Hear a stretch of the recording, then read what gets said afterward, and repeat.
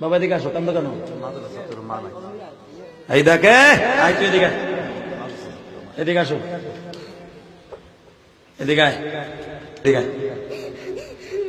এই ছেলেটার মা নাই, আছে?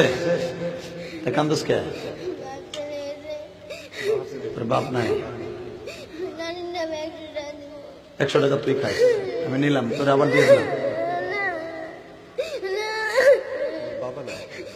দেখো আরে কি দিয়ে সান্ত্বনা দিবা বলো? ও 100 টাকা লয়েছে, 100 টাকা আমার কাছে 1000 কোটি টাকা।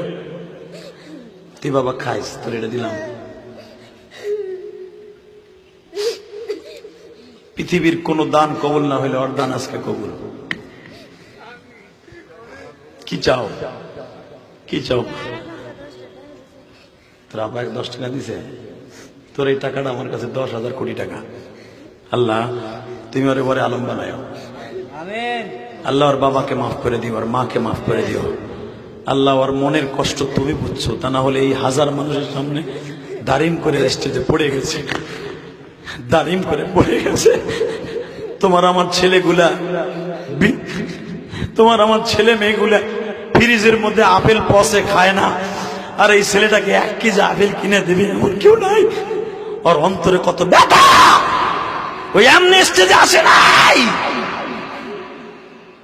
আমার মাদ্রাসা এরকম হাজার হাজার ছেলে মাদ্রাসায় পড়ালেখা করে যায়। এই ছেলেটাকে 500 টাকা দিছে নাকি? এই তুমি দিছো ওই ছেলেটাকে?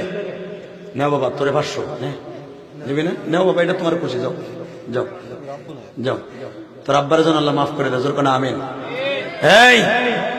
এই ছেলেটাকে যেন আল্লাহ বড় আলেম বানায় দেয়, জোর করে আমিন। আর এক ভাই আমার মসজিদে 500, আর এক ভাই 500।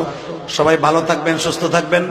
যদি আমার মসজিদে শরীক থাকতে চান, মোসা ভাই ভালো বাবা।